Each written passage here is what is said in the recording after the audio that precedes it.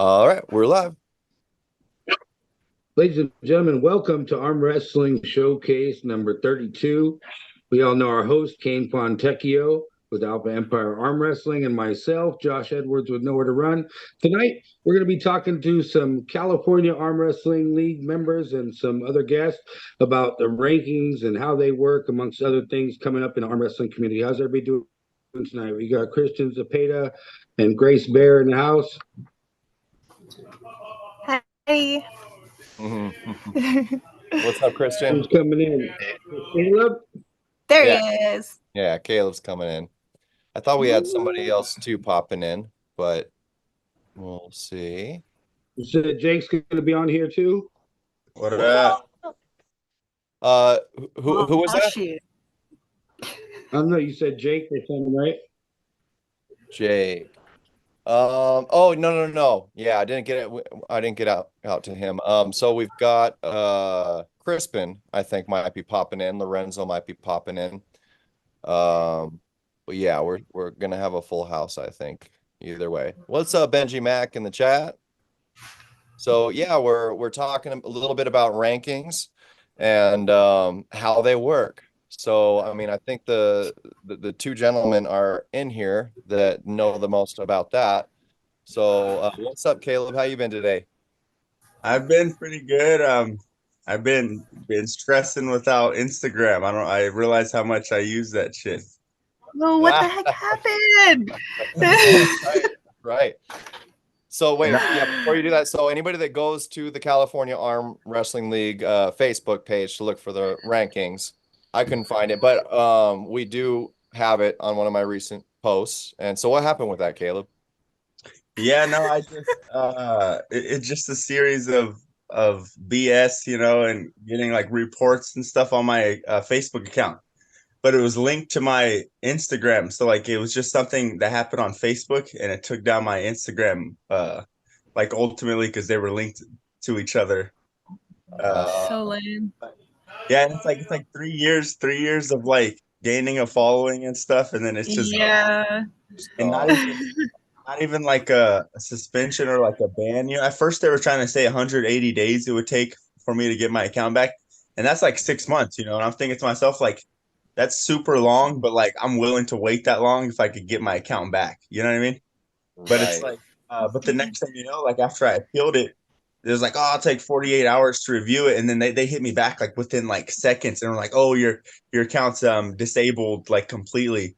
And I'm just like, that's kind of weird. Like you said, it was gonna take 48 hours to appeal, and like they already like reviewed it like hecka quick, and I didn't really get a chance to like fight, so to speak, or for the account. But like I tried to make a new one, and they kind of kind of banned me on that one as well from the same device and the IP address, So I'm just gonna give it like a week. They're like on me for some reason. I don't know, and I'm gonna like wait like a week or two, and then I'll just start a new account from from the ground up. Yeah. What'd you do, bro? Dude, it says reports on my account because I've had a couple like comments where like I've said like oh bro, you're gonna kill People that. just hate. People just hating on you. Yeah, like, Too many haters out there. The community I'm hating on Caleb. Comments. Yeah, like I've had a couple comments like where like oh bro, like you're gonna kill them or something. You're gonna like crush it. And I'm talking about arm wrestling. You know what I mean? Oh man. Like a couple like comments were taken down and stuff. But like this is like not even recent. This was like a couple like months back. But like with Facebook, it's kind of like a build up. Like you get banned one time, it's only 3 days, then it starts like 7 days, and it's a month, and then it's like 3 months, and that's kind of how Facebook works, and I think it was just a build up of reports, but the bad news is that I was kind of like I was one of the administrators that put out the ranks, so the post that had the like actual ranks like disappeared. But luckily, Kane made like a copy and paste of the ranks like a couple days before that happened. Just ironically, so we have like a copy of the current ranks, So that's kind of cool, Kane. Good job doing that. So, we're on it, man. Yeah. Otherwise, like we wouldn't have like a current like seriously, like that sucks, bro. Like just taking a big hit like that, like that kind of like would have messed the rankings up a lot. Just I'm saying, just having the focal point, like the current names, and the dates that we've had. But so like I said, we do have them, but that Okay, would have. so question is there like any chance that you're gonna get your old account back or no? I don't honestly. I'm not. I wouldn't. I'm a little optimistic, but I don't think so. But Yeah, the because group, I think you should start like a site, like another account, because you could always have two, right? yeah, but the group's still there. So I was talking to Christian about it, and the group's still there. The group didn't disappear. I was the admin, but like the second whoever was an admin as well just got like I just like my account went away, and then the next person like went to administrator. I think it was I don't know who it was, maybe like Israel or one of them. But yeah, Gotta quit sleeping with people's moms, bro. What's up, Crispin, by the way? Hey, how's it going? I'm out dead. Oh my god. Yeah, We got Carl Gerke in the chat too. Saying San Diego arm grinders are watching, so maybe he's over at practice and they're tuning in. okay. So actually, yeah, if they are tuning in, before we hop into the rankings, how it works, and how some people could recover that or whatever, I wanted to kind of do a little update on that post where that's copied and pasted. It was part of the whole Uniting California thing. We're thinking about sending some arm wrestlers out of state to compete to help represent this state and just get behind our people, So I mean, every person that I talk to about it is into it. And I know like the people, the state will contribute. And I know the few that we select would be definitely down to be sponsored to go to some big tournament and represent. Maybe put you all in one B&B. That was Josh's idea. It'd be super cool. We could even do like a live stream before the event or whatever, make something cool out of it. But Christian and I were talking, and yeah, Christian, you had a really great idea to talk to a lot of the team heads and see who they would nominate out of their team to be considered. So we've got a lot of teams out here. So if we just kind of get each of the team captains, so Carl out there in San Diego, if you're with all your people, whoever your team heads are, who do you guys think? Let's say two people. And bear in mind, like if your team has competitive ladies on the team, please consider a female and a guy to do that, so we can kind of have candidates on both sides, because we do have a lot of competitive females out here. And I know that when a lot of us have talked, Grace, you were one of the names that came up that we'd love to send to go compete. So yeah, I am going, like, so far I've talked to Derek from our team Alpha Empire and the and our coaches, and we all pretty much agree it's Will Klingman and Mega Mike.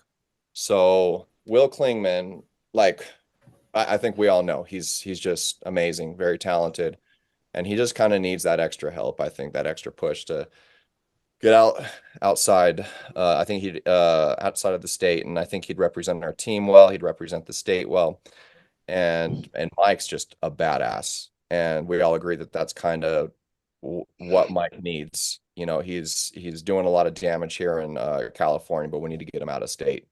And he definitely deserves it. Right? Is Will like willing to go out? I think so. He's been to every practice. He's been trying to get practice matches. He just had a practice match with Andy Langfield this past Sunday. He is serious, and I know he mapped out several tournaments. He's already like mapping out his year for what he wants to compete and train for.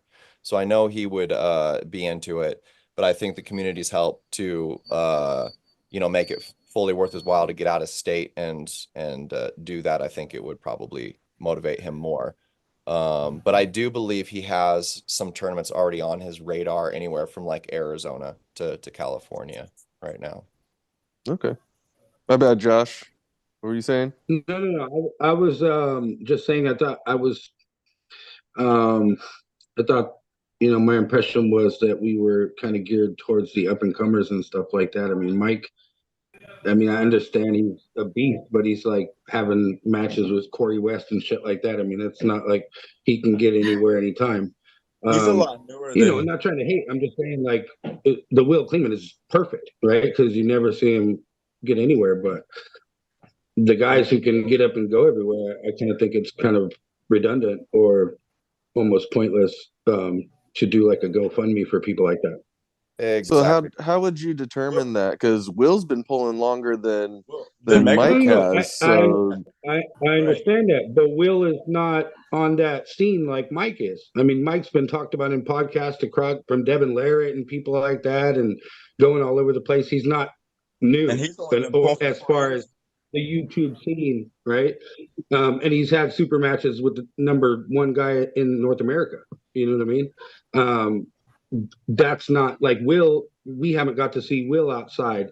That's and I guess kind of the determining factor on my point was like the people that can't really fend to do that for themselves, right? That's why we're kind of helping, right? I'm in that Is same. that what he wants? Well, yeah. I'm quite certain Will would be up for it, but we're talking just a nominating phase right now. So like the people that each team head nominates, they're just people that we're considering, and at that point we need to, I think, probably put it to the community and the committee to decide on who those people will be. And I think in that process, we might be talking to a few of them. So I'm in Josh's camp in terms of like, if it were me, like picking the people to go, that's probably what the criteria would look like. It would be the people that maybe not everybody knows, hasn't really gotten out there, but we know could kick some butt, and maybe they don't have the means to travel as well. But I don't think we should like have to pigeonhole that criteria, because people representing the state or people that deserve it, that could mean different things to different people. For example, somebody that's on this show right now, Caleb. So when we talked about this on one of our last live streams, his name came up a bunch of times. When the criteria that we basically put out was like who deserves to go to be helped. And so on one end, like for what Josh and I were just talking about, he wouldn't really seem like he fits that criteria because he's already making a lot of noise and he's already traveling on his own. But does that also mean that he doesn't need the community's help, to show him how much we appreciate what he's doing, and to go out and represent for us and keep doing what he's doing? So it's I just meant like guys like, okay, so like you wouldn't nominate Dallas, right? Who drives a $250,000 Porsche. He doesn't need help to get this thing, right? It's true. Yeah. Mega Mike flies a helicopter for a living. I mean, Caleb works a 9 to 5 and spends all his money to travel. That's understandable. Food. That's kind of where I was. Just kidding. I mean, I know Mega Mike flies a helicopter, but he's also got like 8 children or some shit. Yeah. No, he's got like 4. He's got like 4 kids. He's got a lot to take care of. So if that's what gets him out of state, because I don't know, how has he done a lot of out of state competitions, or is all of this stuff kind of coming to him? When Corey's in the area, or when someone else happens to be here, I don't see him showing up like Caleb does to all these out of state competitions.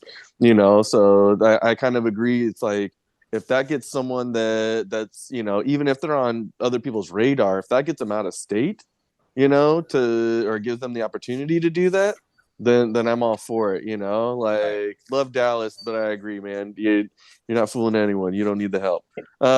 So yeah, one thing I'll add for that, it's like it's kind of hard to find that balance in what you're looking for, right? Like are you looking for somebody who's quote unquote deserving of the funding, or are you looking for someone who's nobody knows, right? And it's like with Will, it's like the dude's been pulling for like 8 years, but nobody really knows about him. You know, he's a freak. Point. The dude's a beast. You know, Mike's only been pulling for like 4 years, but everybody knows about him. You know, and it's just kind of like what are we really looking for here for sure. Well, I think that's when the committee kind of I see the benefit in creating a dream team too, you know, and sending our best guys from California together to go smash. I that's definitely a benefit, right? Right. And then you get your guys like Mega Mike and your Dallases and Olays and people like that, you know.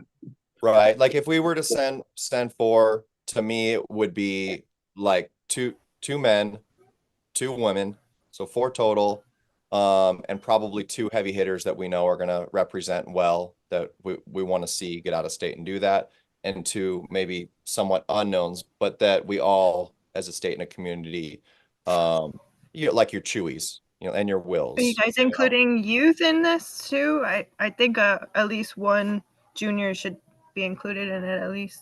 I think that's tough because some of the, you know, like they can't really travel by themselves. Right. If that's the Ideally, case. I'd love that, but yeah, it's a tricky one.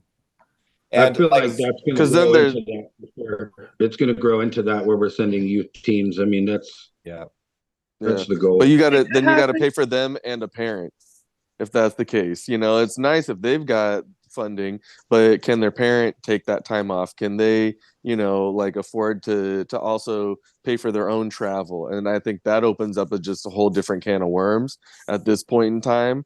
Like it's a lot easier if it's just someone who we can send individually by themselves. If they want to pay for their significant other or someone else to come along, great. But you know, like if it's just one person, that's a lot easier and a lot less to kind of worry about.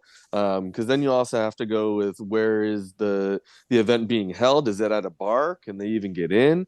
You know, all these other factors that kind of start playing into that when you have the youth, you know, and how many other youths are going to show up. Some, you know, like I think we were talking about the Canada one where they had like a ton of kids, you know, show up to a youth competition. But then again, some of these other states might have no one, you know, and that makes it really difficult to figure out where we would send someone. And I agree, that's something we can definitely consider down the road. But right now, I think it's a big ask. Yeah, it has to be worked towards, I think. And the Canada thing is a really good example of, I feel like, why we're doing this in the first place. They've got a very unified organization out there when it comes to arm wrestling, and I believe that was their one like youth big tournament that they do once a year, so like everyone's there. And so that's kind of like the direction. But granted, if there was somebody youth here that seemed like they kind of fit not just the criteria, but the position to do that. Like in terms of, you know, having to go with somebody like, I think of Elijah, I know Todd, I'm sure would probably get behind him 100%, but they're also running that very conservative race, being that he's new to the sport. So he's barely doing his first, you know, California Fit Expo. So like, you know, I'm not sure if that's really a part of their immediate journey right now. And yeah, you talking Minor or? Yeah, Minor. He comes to mind. Yeah. Yeah, there's definitely some, and I think it's a conversation that I'd be willing to have, you know, with their families and them and see what they think. I think what would be cool is like what you said about you know, Canada there is like maybe that's what we do is we host like just like a youth only, you know, like tournament and see if we can't make that kind of like a national thing where we go, hey, we're inviting people from all over the state. We're gonna make this as financially feasible as possible for people to come from out of state and see how many people we can attract, you know, and make a massive tournament if that's the case. I think that would be a much better use of our time, money, resources to you know, support the youth. If anything is have some massive youth only tournament. I like it. I like it. That's cool. Texas doesn't have any problems with their tournaments, including the youth in it too. So the TAL has a good structure with how they run their programs, and they even have the kids table too, which is really awesome. California needs to get on that. Yeah. Texas got all the girls too, though. They got Texas. Oh my goodness! Don't even. This is why your Facebook got banned, bro. I need to get back out there. So this is why your Facebook got banned, bro. I'm coming back strong, bro. I'm gonna come back strong. We're talking about arm wrestling, not all the girls, yo. Right? Yeah, yeah. It sucks, man. I feel like I'm not even. I don't know what's going on. I'm just giving you shit, man. Nobody's doing. Just do it every time you think to like check in there or like, you know, do some posting or something like that. Just do more reps, man. Just do more reps. Oh, yeah. Yeah, it's been just TikTok, man, and YouTube. Yeah.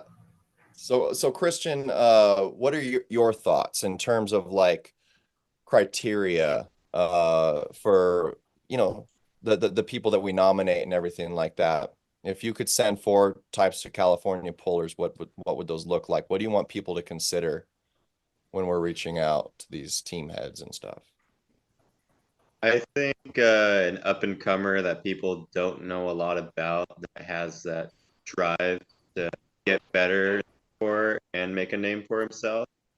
And then probably someone that's a bit more established that we kind of know is like safe bet, do well wherever they go. So you kind of get that. Yeah, the mix, definitely. Yeah. Because on one hand, we do want to be represented well as a state. We want to get behind our champions. Right. But yeah, we also want to give opportunities to people that deserve it. Let me check in the chat here a little bit, see what their thoughts are. So Benjimac in the house says for OC Arms, what do you say? Yeah, him and Allen, him and Big Allen for OC Arms. They would like to be nominated. Jake Collins is in the chat. I know Benji's been getting some you know, notoriety out there from you know, the top roll and oh yeah he's like moderating for everybody, man. For everybody, for Ingen, everybody, like everybody, like literally. He's got to fix that wrist first, though, man. What is that? We call it the Luffy is the gumball wrist. Gum. Benji's the man. He's getting out there putting in the work for the community. But you watch, I have a feeling, man, that guy's gonna come out. He's gonna be like just crazy solid on the wrist and everything. He's already strong, man. But yeah, let's go. I'll have a super match with him. Let's do it. He better keep his wrist. If his wrist flops, he's What's out. up, Benji? That's it. None of that. Artem's just gonna keep busting him on that one if that's the case. Like, have you pulled Benji Kane at all? Why have I never seen you guys pull? Like, yeah, we pulled at the High Desert tournament. Oh, at Brandon's.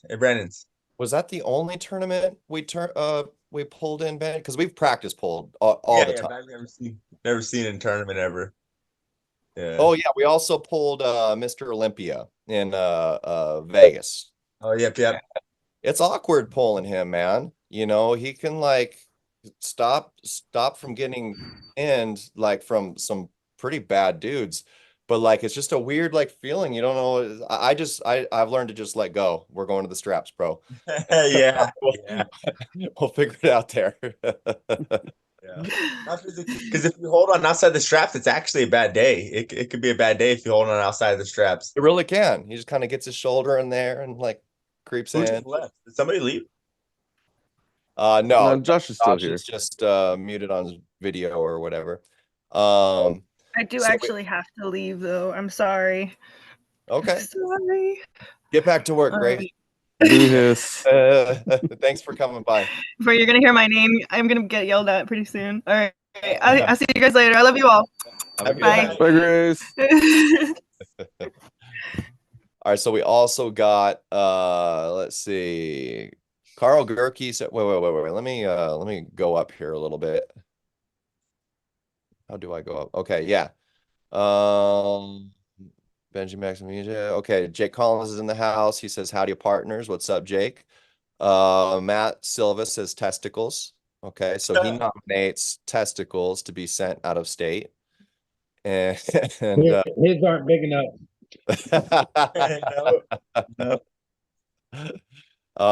Let's see. He says he also says Caleb, curtain hanging on for dear life. Oh, that curtain behind you. Yeah, what's going on there, man? I didn't even notice that shit. It happens. It's like, make up your mind, curtain. Do you want it dark in there? Or you want So we got Riv Slug in the house saying what's up? And we got Jake Collins in the house saying, trust me, when I say nobody except the super fans of arm wrestling know who Mike is outside of California. Mike. What? Mike McGraw? Mega Mike. Yeah. Oh, Mike. Wait. What do you say? Say it again. Trust me when I say nobody except the super fans of arm wrestling know who Mike is outside of California. I would somewhat agree with that. I think like the heavy hitters out of state and people that are really following it sharply. If you're like you said, if you're really into arm wrestling, 100% you know who Mega Mike is. 1,000%. Like he's beat too many big names to not know who he is. You know what I mean? You're not beating Jordan Steele the way he did and beating Cody Merritt the way, you know what I mean? Like he just beat too many big guys to not know who he is. Right. So but he's not on like any rankings. He's not, he's not a household name. Oh, is he on the rankings? He's not a household name. No, he's not a household name, but he's ranked top 20 in North America. I believe he's even on Arm Fighter, I believe. Mm-hmm. He's on. That's where I saw him. Yeah, he's in the hook for sure. He's in the hook for sure.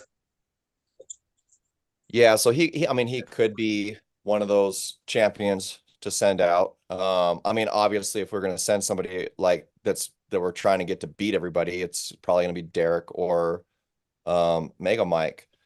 And but I see Derek's reasoning in wanting to nominate him because I don't like, even though everyone knows who he is and has some big wins, I just haven't seen him compete enough out of state.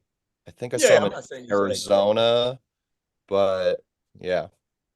I don't know if you guys know about this, but Mike Voss and Brent Rockers are talking about having a match. Wow, really? Brent's coming up, man. Brent's going up the weight. He keeps going up. He's getting huge, bro. He's already a freaking monster. Yeah. So Voss is looking to do kind of the same thing as Ballesteros and just come and knock the number one guy down right away. Interesting. That's a tall order, man. It is. Rockers is an animal. Like, yeah. Hey, Voss is a legend, bro. He's a legend, bro. They've been in it for about as long as the same amount of time. Just one's not as active as the other. Yeah. You got one who's completely just currently the best, and you got one who was the best once upon a time. And that's right. We saw Michael Voss and Scott Partington recently. June. It was like just this June in Patterson. And he gave Scott some. So how did that go? He beat Scott right hand. He beat him easily, pretty easily. That's why Scott and Derek were asking about him after that. I think Scott got him lefty or something like that, but they had a match. It was cool. It was a good match. It just goes to show because nobody beats Scott at that weight, bro. Like if you're beating Scott at fucking 232, like you're something special. You know what I mean? Yeah. But see, the thing is with Brent though. The thing is with Brent's a 210, 220 guy. I'm not saying he can't bang with those guys. He's a 210 guy that's forced out of the class. Like he's just so fucking strong at 210 that he's forced to pull the 232 guys. You know what I mean? And just kind of like Lucas. Right. he decimates the class. Like he was a 198 guy once upon a time, but he's just too fucking big. And now he's like the number one 210 guy after he beat Dan Mosier. But you got Brandon L. Seltzer in that conversation as well. But these guys are like 210, 220. Michael Vaz is 240. Whereas like I don't know what kind of weight they're gonna try to make. You know, like Vaz is huge. And Brent would have to come up the way. I'm not saying he's an underdog. I'm not saying Brent's the underdog, but it's just it would have to be like a catch weight. You know, you got a guy that's 240, and the guy is 210. Because Brent looks hella heavy, but he's not as heavy as people think. Yeah, no, he's small. He's all big up top. Like when I was hanging out with him at Grinder Gym, like he's all up top. He has little legs. He definitely doesn't, you know, he's a lot smaller than Vaz as far as frame for sure. He's like a 220. But he's an animal. I mean, how easily he beat everybody at the World Series last year was pretty. I would say Brent's the favorite. I would say Brent's the favorite for sure. But you know, it's home team. If Vaz wins, that'd be cool. Be a California guy. I just think it's cool that they're, you know, these guys that have been in the sport so long are waking up and like wanting to get back right in the mix. And then it's kind of showing like when you have that much under the belt, it doesn't take long to warm it back up and get right in there. I mean, you even look at Don Mormon 1 year back in, and I mean, I know he's not going for the number one right now, but he's making some noise, man. You know, he's coming out there. And Vaz, after Patterson, when I had went down south, Partington was saying that he's been watching him his whole career and never got to pull him. And they were just like, is he coming back? We want him for California. Like he's the dude. And Derek was saying the same thing. Like, can you get Vaz? Can you get Vaz? So yeah, Michael Vaz he was like one of the first like UAL contracted guys, like close to home, California. Like you could look him up. Like he was one of the 220 guys like around back in the day. So is there a video I can pull up to screen share of him, like a really cool match that he had? There's one of him like in a white and black jersey. I know. I forget who he's pulling. Just put Michael Vaz UAL and it might be right there. I think. I know there's plenty of stuff with them. Like if you look at the old Armtube, like UAL 1 or UAL 2 or whatever it was, he's right there at 18 years old. I mean, that's when he was young and small, because Vaz started around the 176 class or 185. 187. Something like that. And moved all the way up, and gained his weight through the years. Okay, well, there's 8 years ago versus Ryan Clark at UAL 6, or there's versus Herman Stevens 4 years ago. Let's see the Herman one. Herman's a freak, dude. Let's see that. Yeah, he is. I'd love to see Herman. Right? Dude, I love Herman. Dude, he's so underrated. I wish he was. Man, I wish he was pulling still like he was. He just ended up having like injuries and stuff, right? Yeah, or something like that. I remember he did that East versus West match. Remember he pulled Schoolboy. And he pulled Todd Hutchings not too long ago, like a couple years back. Dude, that match was so dope. That Todd Hutchings match where he pulled him. Yeah, so this will show you right here. If you're in a match with Herman at 220, if you're even making this man work, you're somebody, in my opinion. Okay, here we go. Yeah, I like Herman. Right now, with the exception of his preceding hairline, I think got the golden ticket. Oh, I must have spun around here. In 2018.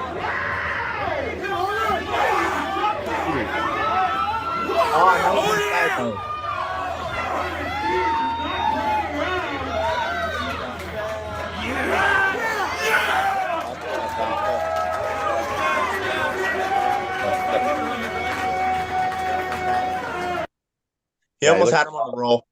Yeah. Mike's more of a top roll guy, but so is Brent though. Yeah, that post and back pressure looked pretty gnarly. Yeah, I would like to see Brent and Herman. If Herman's trained up, I think that's a good match. I think Herman should beat Brent in a match. If Herman's like trained up, I think he should beat Brent. I think. I've seen Herman beat everybody, like from Wayne Withers to he beats supers. Like Herman is that dude, bro. Yeah. Oh yeah, he was. At least he was back in the day. He was. He was the man. That side pressure. He was the original side pressure king. Yeah, dude. Like, Yeah, I remember watching an old Neil Pickup podcast where he was talking about Herman, and he literally said if he had to pick one guy that wasn't your elite, out there in the mainstream, that he thought could be right there with him, it was Herman all day. Like he said that's the most, just like Caleb said, the most underrated arm wrestler. Right. Like he's the strongest arm wrestler you've never heard of. Yeah. Like literally. Yeah. The only time I saw him pull in person was at the Reno IFA qualifier.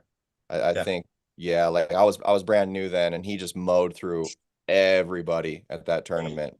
Hey, like not to rant too much more, but like when Schoolboy beat him, that's why like that was a real big deal for me. Like people were like what? Like oh, Schoolboy was supposed to win. Like, oh, like Herman's a lot smaller. And I'm just like, no, bro, like you don't understand. Like Herman's that dude. Like for Schoolboy to beat him the way he beat Herman, that was really shocking to me.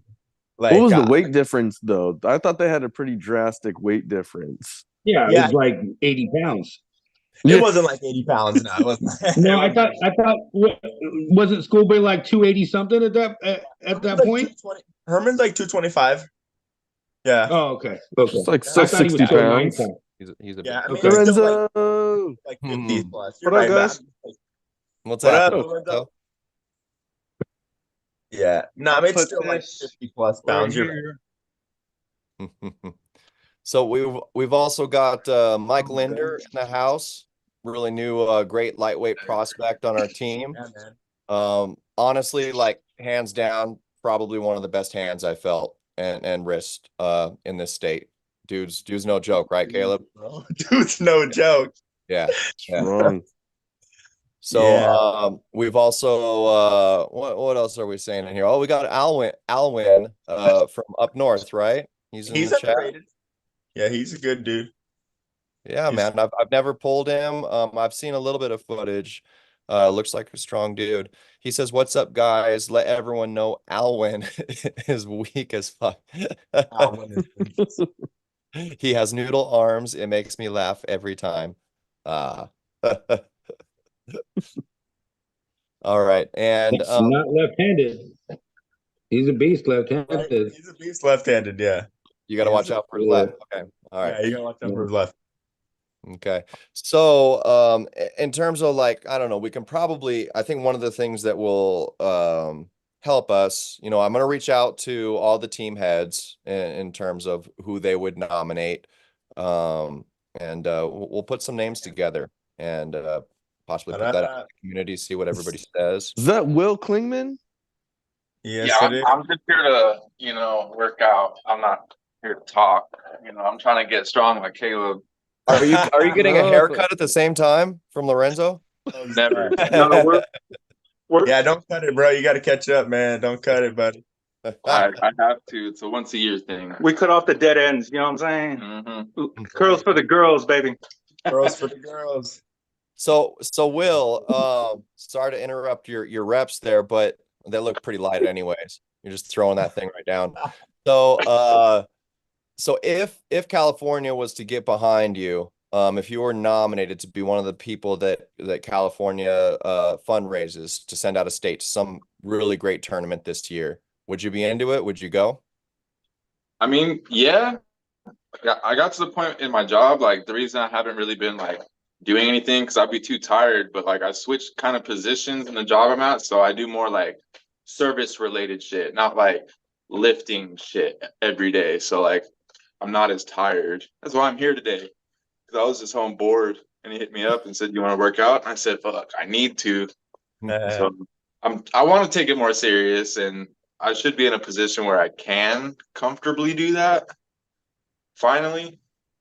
But we'll see. I mean, I'd be procrastinating, and I just can't fucking do things the way I want to. But we'll see. I'll try. But I definitely do want to travel more. Like I want to go to Mexico again. because that was fun.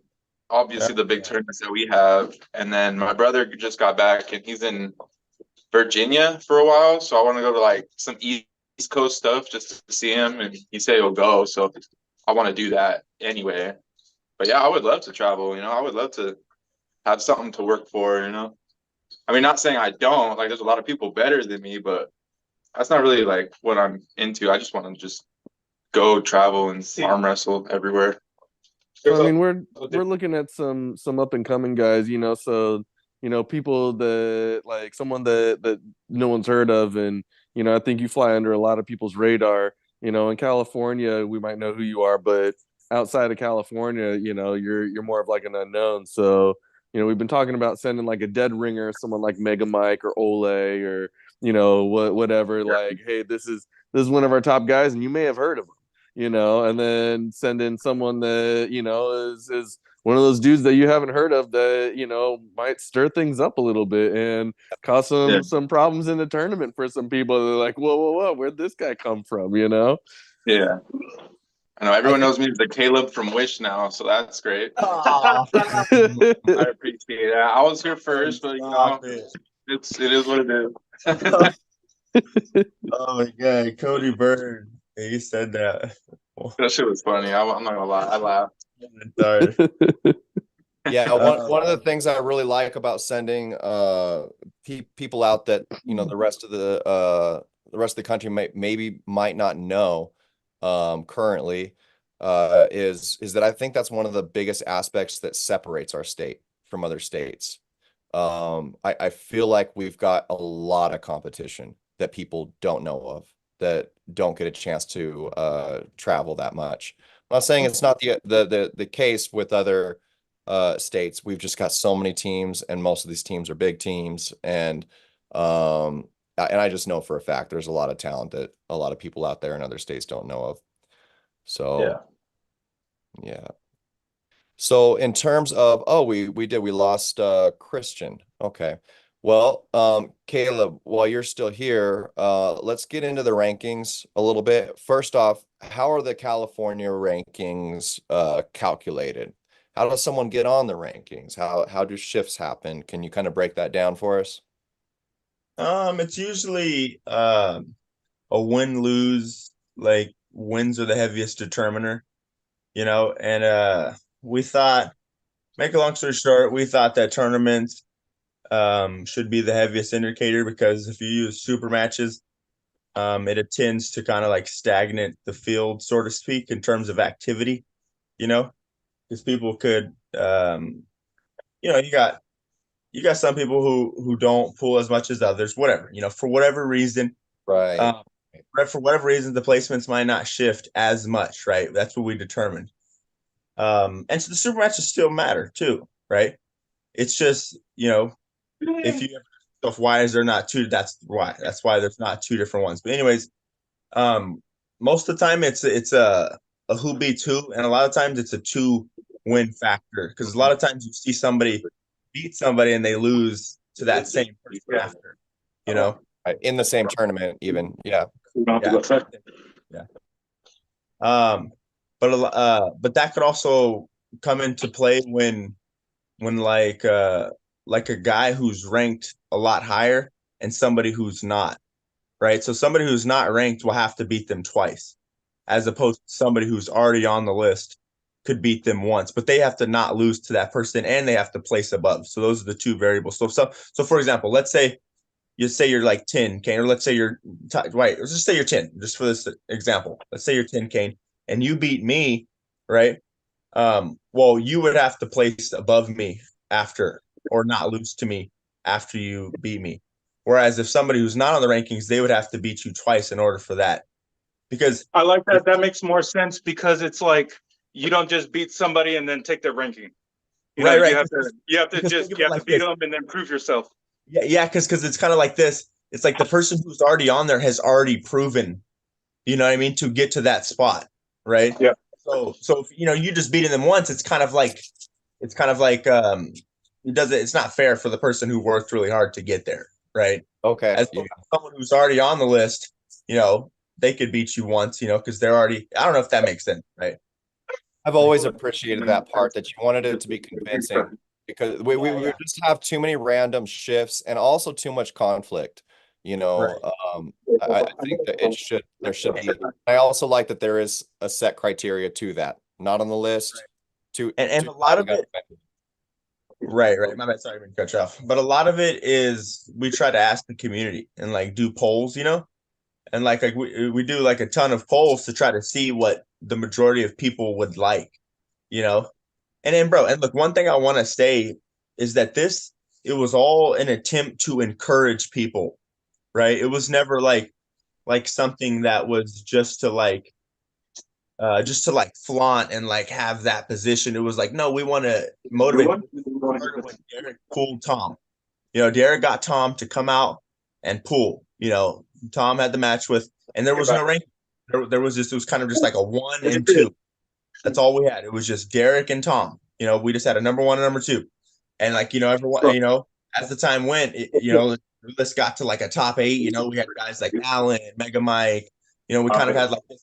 Over times we had dates, and then tournaments were starting to happen, and we just formulated a list based upon just those 3 or 4 guys, and over time it started because mind you, that match, how long ago was that match when Derek pulled Tom? That was like 4, was that 3? How long ago? Like 3? Maybe almost like 2 or 3 years ago. Yeah, it was a minute ago. So, and we were doing all the King Cali.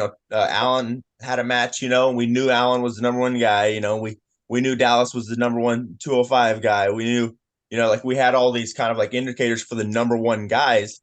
So we just put them in a category. And they go and there. But what's happened as of late is that brackets aren't coming as fast. People are having to do homework from watching lives and trying to get as much data as you can, and it's human error sometimes, but I believe that it's probably been the most legit as it's been, as it's ever could be, so to speak. Right. But right. There's also I remember the year or 2 before you guys started that, and I can definitely say that without a doubt it blew up California arm wrestling when the DAL started a ranking system here. It really did, like in a lot of ways. Yeah, it was just to motivate. It was just to motivate. And to be honest, if I'm to be completely transparent, it was to motivate arm wrestling on my side of the pond.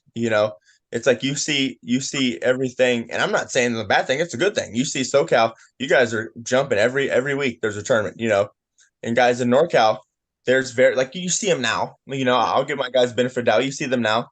Like you're starting to see a little bit now, like tournaments, but it was just kind of like oh, okay, look, you see, these are the top guys and look where they're from, just the reality. Let's just be honest. Look where all the top guys are from, and that motivates you. Now you see the Don Mormons and you see like guys like just guys trying to come out, anybody, trying to motivate people. Tom just went to a tournament in Oregon, just like, and won the whole class just like a month ago.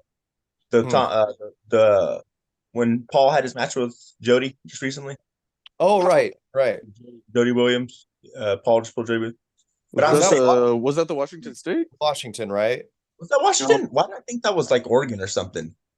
Yeah, it's down by the border. So they host Washington State like right across the way from Portland.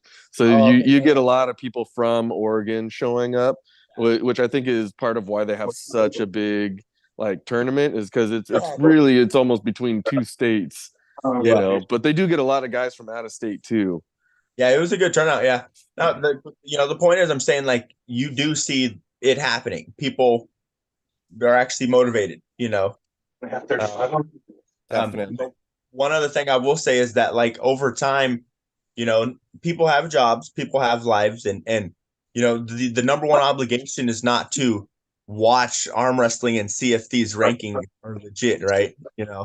So if I'm being completely honest, I myself have had to just like type these in myself for a little bit of time. Like I haven't had as much help as I could have. I'm fortunate enough to have Christian and like Josh and Alan even was helping, Big Alan and stuff. But the committee, isn't as active as I would like it, you know. But other than that, man, I think it's a really good thing for the Is community. that right, Hayden? Definitely. Yeah. Sorry, this is going to be the only weight class here that doesn't show, but it is right-handed. And these are current. Let me see if I need to wait. Hold on. There we go. So I had some questions about some of these, just because like like there have been times where some of these people haven't pulled each other, but like is Tom Nelson really above Mega Mike? Right. And you see that a lot, you know, and at this point we kind of just have to give Tom the benefit of the doubt, you know, because if that's the case, if we really want to get to the, you know, Mega Mike has beat Derek, you know what I mean? So it's like, is Mega Mike the number one guy? Like, because if we're talking just competition, like Mega Mike beat Derek and then Derek beat Tom, right? And it's like the last win is the heaviest determiner.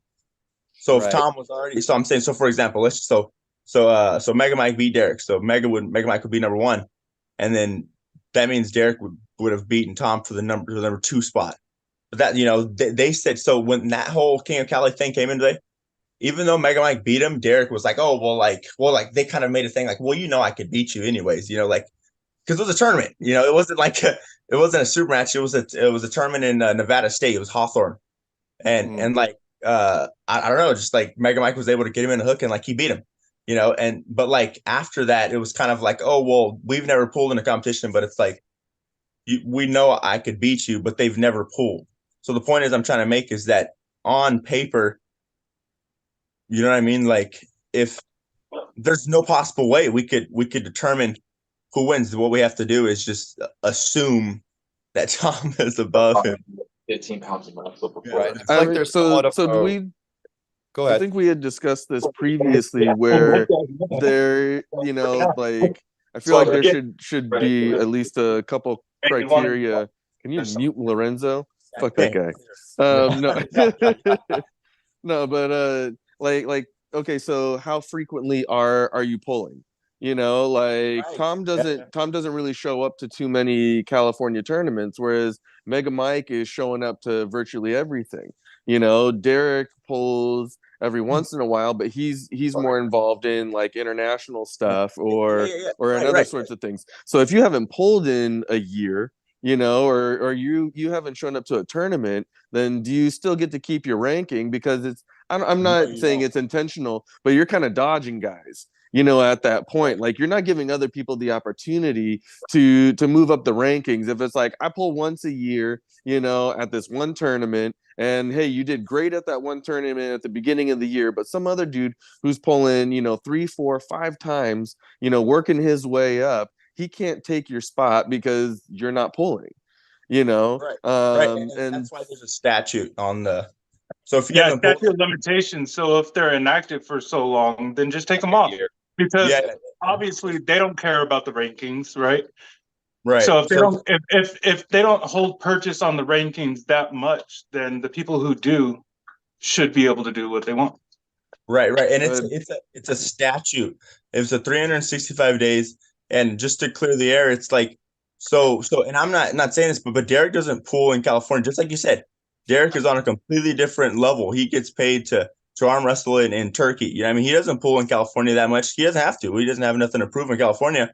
But we can't make it to where it's like, oh well, you have to specifically pool in California in order for these placements to shift. Like, no, that wouldn't be fair to Derek in particular, as not even let alone the whole field. So, like for example, I don't think Derek cares about being number 1 in California, though. I think he cares more about being number 4 in the country, you know, than he does being 1 in California.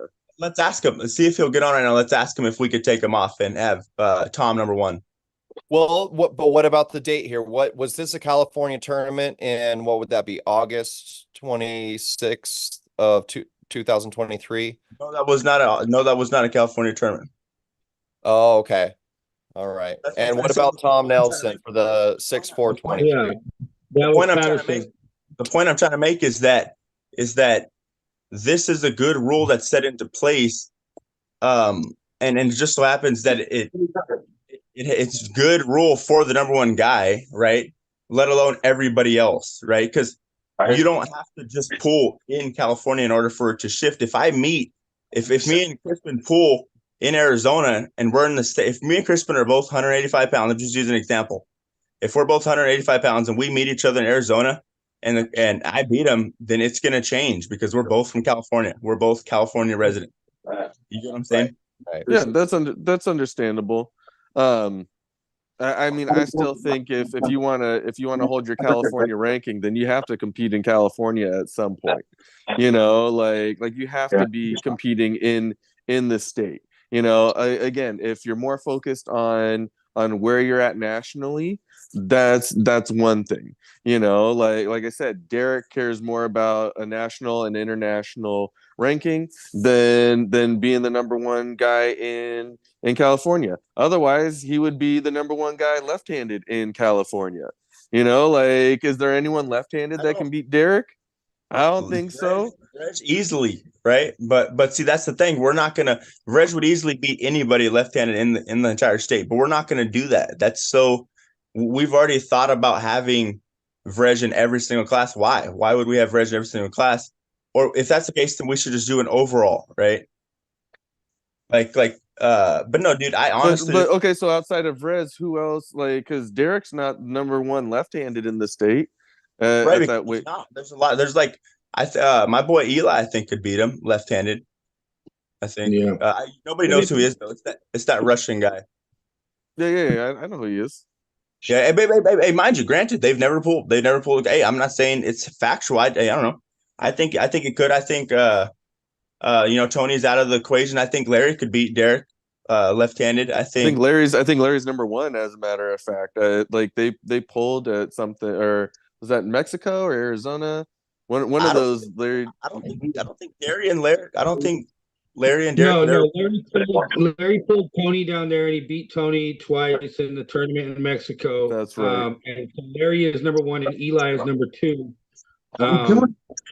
Mind you, but that's one of those things. If you look how dominant Eli is left-handed, but what Caleb is saying, like to piggyback off of what he's saying, I mean, I agree, because it's like if you have a guy like Devin, for example. Let's say Devin was in California and he's already earned the number one spot. Now he's chasing number one in the world, whatever the case is.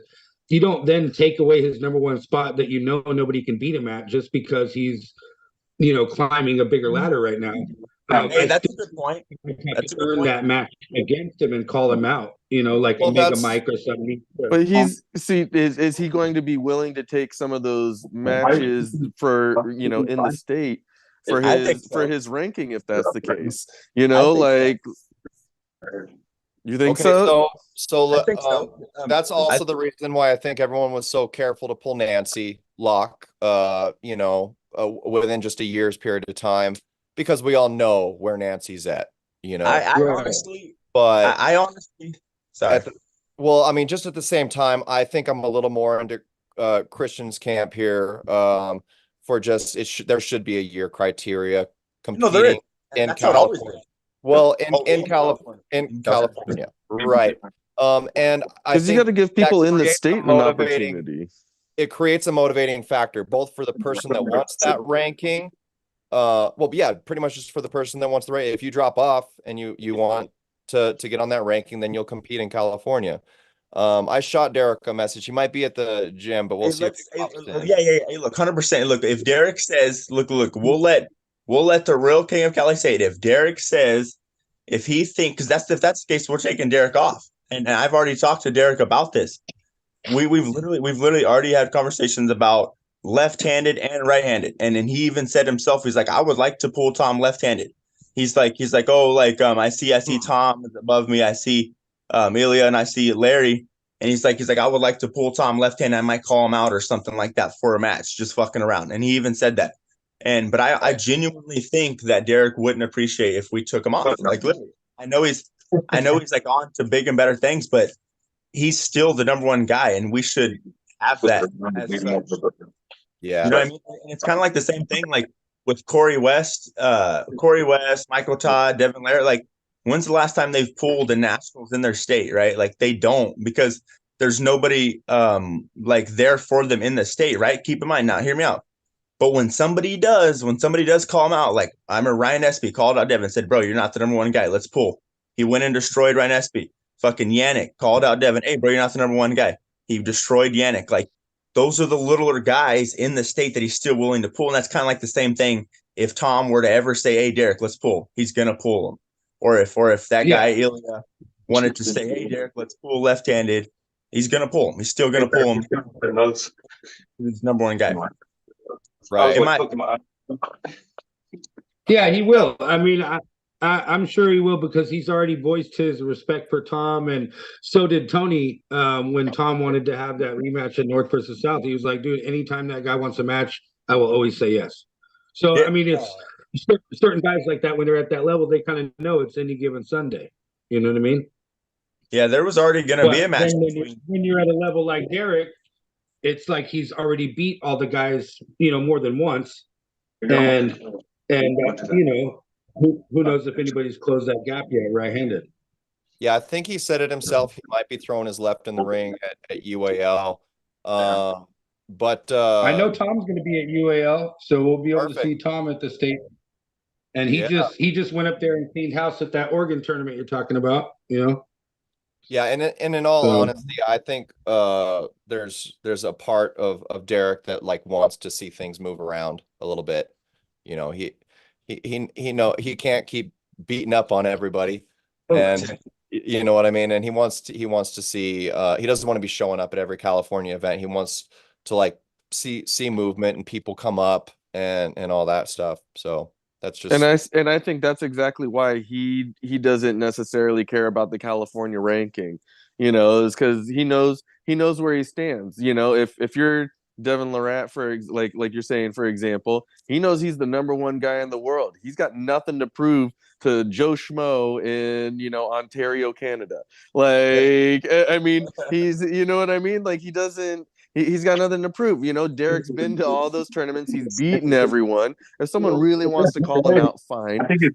But I think most guys know that they're not going to beat him. And so if someone else gets his number one spot, I don't think he really cares about that, because he is focused on bigger things. And if he ever wanted his spot back, he goes, great, I'll challenge the number one guy. I'll take it back whenever I want and go from there. Cool. Okay. Like, you give that to him. If he wants it, then he can take it.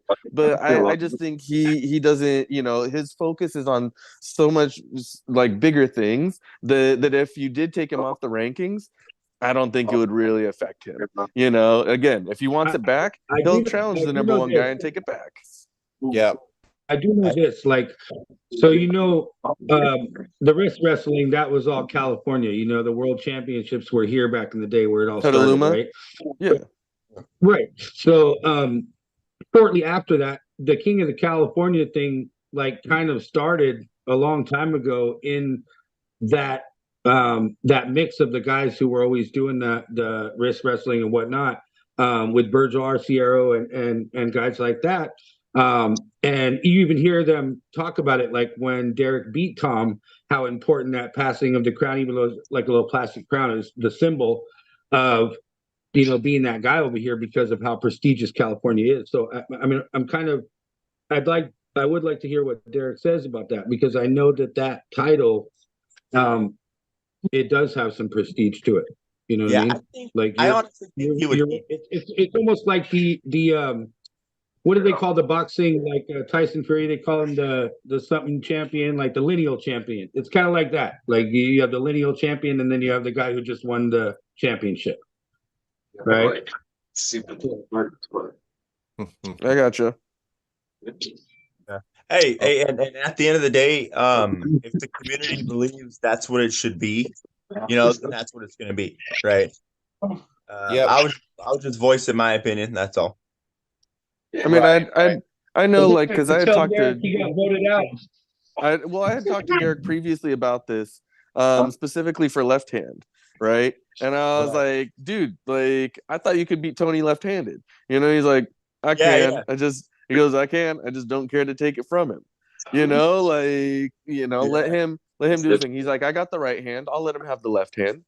You know, like, and he was cool about that, you know. But I think it was because he knew, like, I've pulled Tony enough times in practice. I know I can take him. I don't, you know, like, I don't need to throw that out there and dominate both classes and make it virtually impossible for anyone else to you know, like, climb that mountain. And so I you know, that's why I say, like, if he really wants it, I feel like he could take it at any point in time.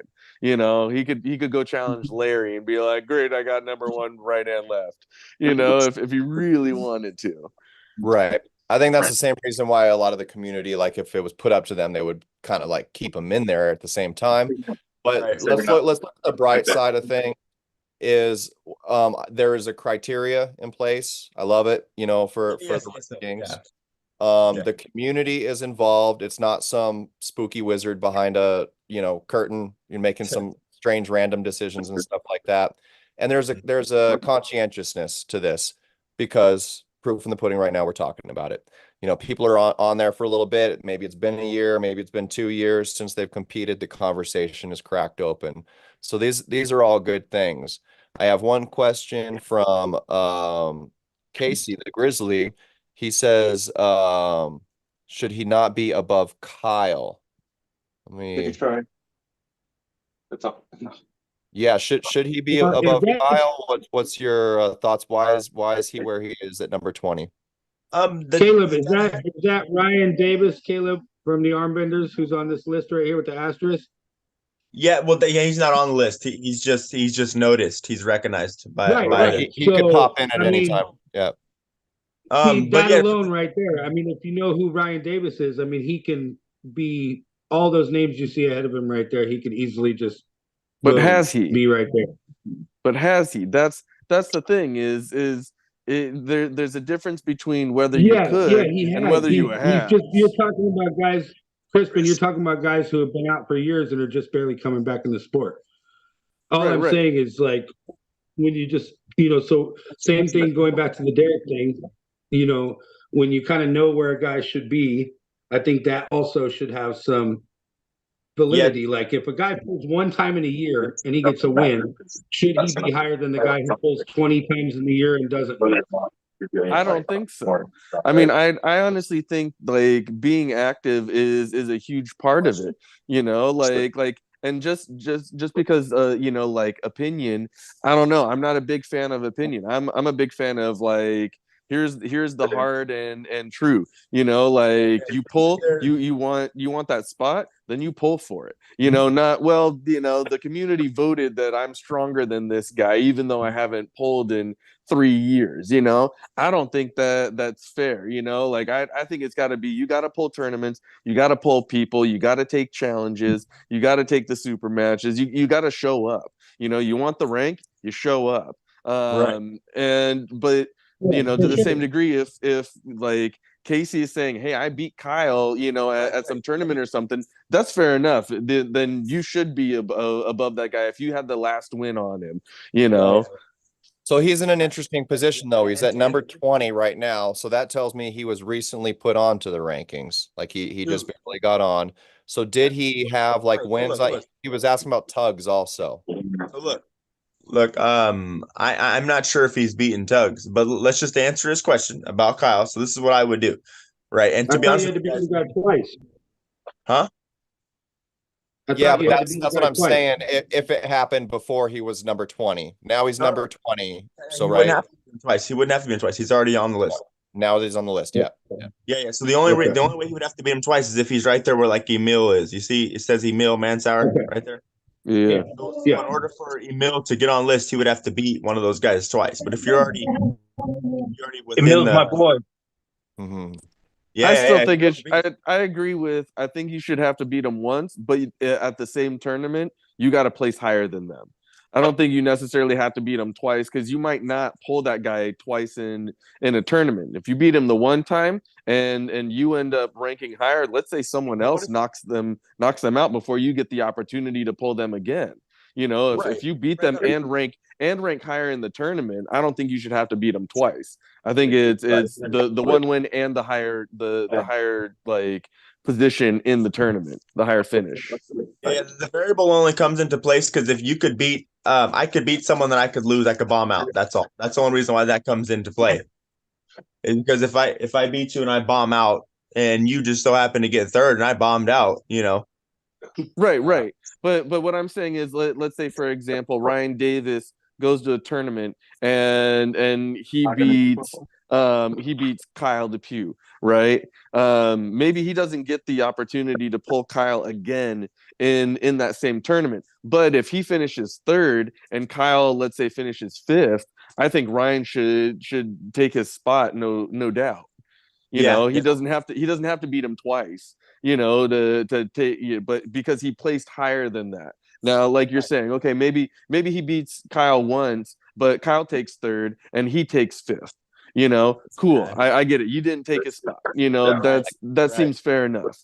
You know, yeah. So and look, to answer the question, like we still haven't even answered Casey's question. 100%. There's like I said, bro, it's human error, and there's things that come into play. Like perfect example. I was just about to explain it with the whole Casey thing right here. Now, the only reason why he's not changed is because my Facebook's banned, to be honest with you. But like I would normally do, I would look at this right here and I would change him, but then you would get critiques like, okay, well, Sergio could say, oh, well, technically speaking, Casey's he's never beat me right-handed ever, right? We've never arm wrestled right-handed. So how would you put him above me, right? So that's the only inkling of where quote unquote opinion comes into play, because we just have to assume if Kyle was already above Sergio, right, then he could beat him, right? So if he beats the guy that's above you, then we just have to assume, right? Yeah, and I agree. I think that's how it should be. Is you lose to a guy who's lower than you. Doesn't matter if you're number 20 beating the number 6 guy. If you beat number 6, then you take his spot. He gets bumped down one. And all those other guys below, maybe 1 or 2 of them could beat you. But you know what? You took that dude's spot. So then it leaves it open. Hey, if you think you can take that guy, then fucking challenge him or show up to a tournament that he's gonna be at. Like you want it. Don't leave it up to opinion. Like just prove it if that's the case. So using your example, like, hey, maybe Casey beat Kyle in the last one, and Sergio goes, dude, I can beat Casey. Like then challenge him. Then show up to the tournament. Well, you want that spot? You take it. So Russ Jackson, him and Casey have pulled like 5 times, and he's never got a pin on Casey. Right? He's above him. Spencer got his first win on him right-handed. Javier Martinez has never beat Casey. They pulled at Anaheim. So there's a couple people above him that haven't beat him that he's already arm wrestled. Sergio's arm wrestled him left-handed at Northwest.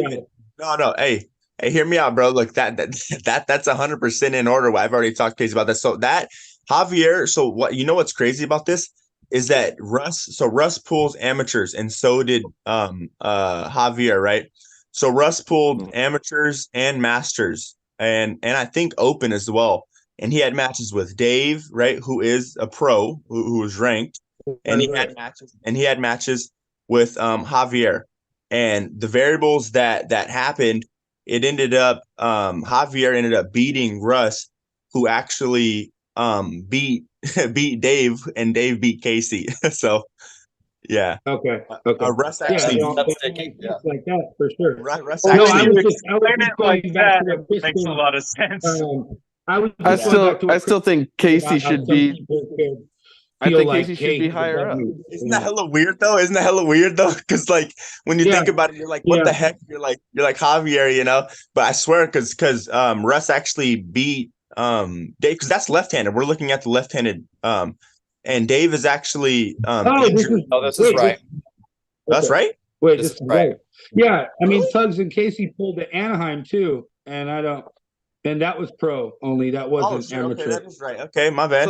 So that's where I go. Like it's and I know it's not easy to keep track of all of these, especially when people are pulling at a lot of tournaments. Like you 1 month you jump 5 spots, and then some other dude jumps 4 spots, and then you're down 2 and up 3, and I get it. It's not the easiest to keep track of all of them, and that does become difficult with the frequency of tournaments, no doubt, like however much we can be on top of it, great. I definitely think Casey should be ranked higher, especially if he does have legitimate wins on those people, like if he's got wins on them, or he was the last one to get a win on those guys, he should be ranked above them, so I would put Casey higher up there, but then again, like you said, if you haven't been on your Facebook and haven't been able to update this, that's a whole other issue, like it's not that we're trying to snub Casey on. So it is just literally haven't been able to update this, I don't think I was taking into account the fact that a lot of those wins were in the amateur class, because Casey barely started pulling open. Not a lot of them. It was just that one instance. It was just that one instance, because there's actually a different. If you look way at the bottom, there was like a novice and amateurs like kind of placement. But that was only the one instance where Russ and Javier were the only ones that pulled amateur. Because you don't see that a lot. Like that was literally like one of the only rare times you see that happen. Until your account gets settled, let me know if you need any help updating anything, just to get something out there. I'll be honest, for the most part, I've been watching the rankings, tough for the last year, right? And really focusing on watching them, everything like that. I think that they are, for the most part, everybody's where they're supposed to be. I mean, when you look at them and you see the guys match up and you see them meet up, everybody's pretty much where they're supposed to be, and there's a couple of, obviously there's the any given Sunday moment where, this week you might be on your prime and that week, but it's pretty dang accurate, especially for it being in such a juvenile process and just getting its roots going and stuff. You guys are doing great. Definitely agreed. And let's keep this pushing forward from class to class with one particular question. So I'm sorry, Caleb, will probably really need you for this here, but so in this right-handed super heavyweight class, you said it takes 2 wins, right, to get on the list. Is there anybody that any of you can think of that could be a win away from getting on this list? UAL is right around the corner here. Who could be coming in to shake things up? Is that what Emil and Ryan Davis are there for? Do they have a win on any of these people and they just need another win? Well, these are guys who have beaten people who've placed in the open, or banged with, I believe, because it's just interesting how everything goes, right? Because Ryan was actually ranked. He was actually on the list, but we actually removed him, right?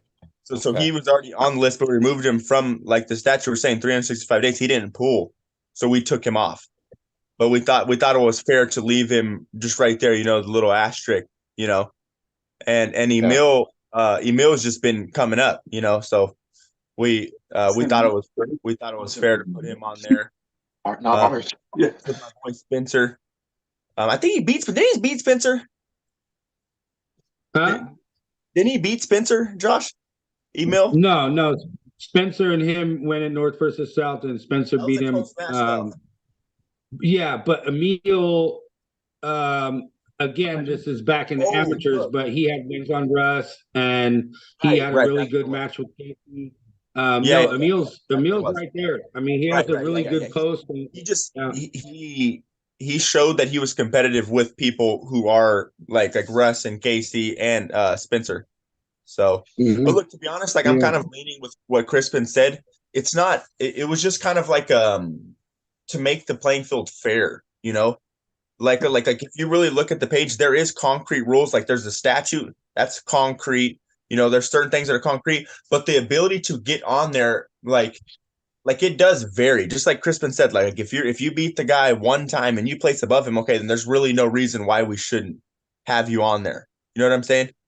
At the same point, if you're a guy who was ranked already on there and you get bumped down, that's another way to be on the like recognized list, but guys that could be on there just from one win away, like it could be anybody. You see people like you see it happen all the time. Like that guy, Mike or whatever, Mike Linder. Yeah, Littner, yeah. You know what I mean? Or that guy Marshall, that tall Marshall. Marshall's coming up, man. Like, oh my dude. He's gonna be one of those dudes. Like that 85 class. Like, dude, bro.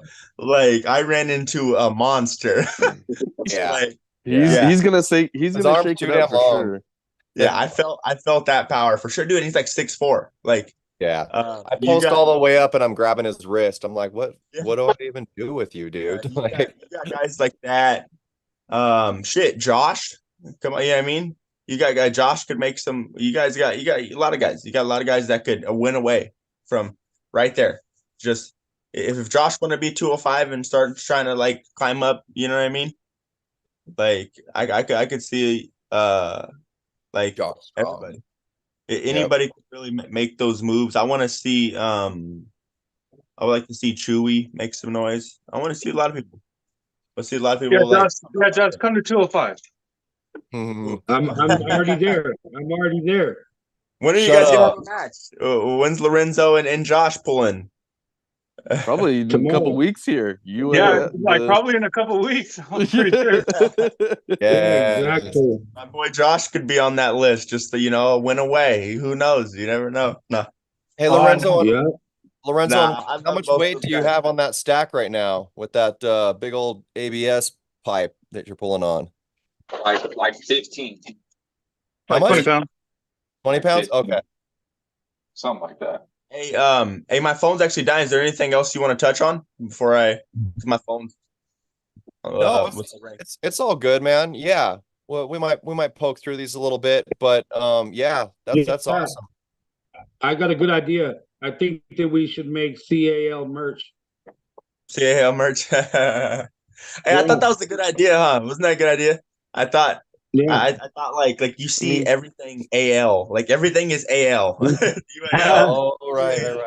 TAL, Florida's everybody in got Cali loves Cali, bro. And CAL is Cali. I mean, it fits perfect. Yeah, I was like, because just like Chris was saying, you got FAL, you got TAL, you got UAL, PAL. Yeah, it's like I was like, yeah. But no, I gotta run. Sorry guys, I gotta run a little. All right, man. Thanks for popping in, Caleb. It's always a pleasure, bro. Hey, you guys gonna see me back on in like a week or two. I might count back. Yeah, right on, bro. Yeah. All right, guys. See you. Peace out, guys. Yep. Have a good night. All right, you skinny guys down there ready to put some real weight on or what? No. Too painful. Is this recovery day? What's going on over there? I was trying for it to be recovery day, but I'm doing more than recovering. Going for it? Make it worse. Yeah. Our minds start getting creative. We're like, hey, how does that feel? Bet you can't do that. Yeah, that's what happens when two people get on a training table. Yeah. I just ordered my first training table. I'm psyched. I can't wait for it to come out. I got the Arm Assassin pulley system, some new handles coming, the whole spiel. I'm super excited. Everything I have is secondhand, Kane. So we made this in Santa's workshop at Grandma's house. I remember. I have one. I have one too. This pulley system was sitting outside Derek's house because Derek is too big for a pulley system now. So I came and grabbed it, and then nice. I always grab weights from whatever yard sale or whatever. Yeah. It was my first time getting on one over at Christian's place for his birthday mega practice last Saturday, and it was an interesting feeling. I really liked it. Like just the ability to do, an angle that maybe you're good at or an angle that you're bad at, and I don't know, almost like relatively safely just find out how much you can just pull even like once. It was really cool. It's just a totally different feeling for me. If you haven't tried it before, it's crazy. Like, because then your mind starts going, how much more can I do? How much more, right? If I eat a little bit better and if I feel a little bit better, yeah. And then you're a gym rat, and then you're wearing Axe body spray and what really blew my mind was the differentiation of 5 pounds. Like you'd hit one weight and you're like, yeah, like I can do this. You throw 5 pounds on it and suddenly it feels like you hit a wall. And so what that told me was that in a match you might be going against somebody like in the same angle with them and they might feel like a wall, but that could be a difference of 5 pounds of pressure or strength. Yeah, that is true. And some of those lifts, it adds up quick. I don't know if you're referring to like the Devon handle. Man, that Devon handle, yes. You can feel so strong at one weight, and you add like 2.5 pounds, and all of a sudden your hand's shaking, your wrist is giving out. Like it's crazy. It was that and the eccentric. They're both just very very awkward. I think part of it is because you have to, especially if you're starting neutral, you have to drive it through your fingers or your pronation before you can really access your arm and your larger muscle groups to move the weight. So yeah, I love it. Fun. Great. Yeah, we got all nuts on this equipment. Like after everybody was just trashed from arm wrestling all night, and then just all right, that's the last thing I want to do. I hardly want to after pull anymore. Your boy's getting old, you know what I'm saying? And then man, dude, like if there's weights around, I'm not touching that. I don't even want to lift my duffel bag afterwards. It feels heavy. It's fun to see where you compare to some of these like international guys though, outside of the conventional lifts. Like great, you see, Levon doing like seated curls with 250 pounds, like weird stuff like that. But then you see someone like Jablonski or like one of those guys like doing a press. Like you can't replicate that unless you got a table and some pulleys, but then when they're doing like 200 plus pounds, you're like, dang, I'm not even doing 100. It's like now you kind of have an idea of the level that they're at, because like it's oh well, that guy's got a strong press and all. It's like, yeah, put some weight on it and see how you compare. You look at it, you're like, oh, that's only 150. Oh wait, hold on. Kilograms, and then your heart shatters. Yeah, then you feel horrible. But weights tell you so much. Tracking your progress and everything. And yeah, one thing I learned was some of the guys at that practice, there was a certain weight that they weren't able to do, and so they went down like 30 pounds or something, and then they climbed back up. I think 10 pounds at a time. And I think maybe one or two of them like actually hit the weight they were going for in the first place, just through that start at the beginning, get your form and get comfortable with it and work your way up. And it's such a good analogy, I think, or a representation of what getting to gains like that might look like, to be able to lift what you're talking about that those guys are lifting. Maybe they've just been hitting that slow progression bit at a time and just got there, put in the work. I think one of our biggest downfalls is trying to get there too quick. It's like a half lazy, half, unorganized way of doing it. And the hard thing is we're in such a niche sport, right? So like, you're not gonna, when you want to brag about something, you're like, dude, I just hit this pronation with fucking 35 pounds, 415, and they're like, okay, how much you bench? Yeah.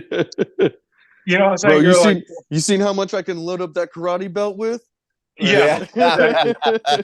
With my wrist straight. Yeah.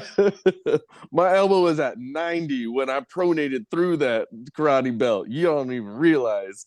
You And know, then, it was you over my know, fingers, not the back of my wrist. Like, you know what was a fun outside experience on how I know we look to the outside world is I did a grip tournament with Derek at Ode Helgen's gym. Mostly because I thought Martins Lisi's was gonna be there. And then we get there and he's like off doing Martins Lisi stuff, you know. So we get there and dude, like the way guys are prepping, walking around, pacing, about to hit this lift, you know. And I was like, and me and Derek could just sit there like, this is so much fun, it doesn't hurt. Like we just go and pick stuff up. This is amazing. Like, hey, we're like caddy with everybody and stuff like that. I was like, man, this is how we look to everyone else. You know what I mean? It's awesome. Yeah. Yeah. walking up, like I love that Coach Ray video where he's like loading up the bar with all this weight, and people are like, all right. Then he walks over and he does like these little wrist curls, with like this massive amount of weight, and people are like, wait, like you got like 200 something pounds on the bar, and he's just doing little wrist curls, like kind of like you're saying with like the grip. They're like, they're getting all psyched, and then they just grab the blob. It's just like this and stand up. It's just a blob of metal, like they're like, and you're like, bro, that was just a hunk of metal, like you're all stoked on. It's like, but if you've never tried to lift that, you don't realize how hard that shit is. So, but yeah, like, who would even cross their mind, like, you see that big hunk of rock right there? I can put that on my shoulder. Yeah. You know what I'm saying? I always get looks in the gym, I got my hand on. I'm like, did that growing up, man. I lift the biggest rocks and shit. You were the little kid though, right? No, I was the older. Yeah, it definitely feels awkward. I'm the youngest, so I was the little kid growing up. So when I always tell everyone, whenever I'm around bigger guys or guys that, I feel in my head I can't hurt, I turn into a little kid and I'm like bouncing off of them. I'm trying to wrestle everybody and stuff like that. Yeah. Well, I hate to bounce to you guys, but I also have to leave. All right, but it's been a pleasure. Bye. Yeah. Happy New Year. Will said bye. Happy New Year's. Later, Will. Happy New Year's. Let's call it a night, guys. Happy New Year's to you as well. Happy New Year, bro. We'll do it again next week. Thanks for popping in, all right? And thank you, everybody in the chat.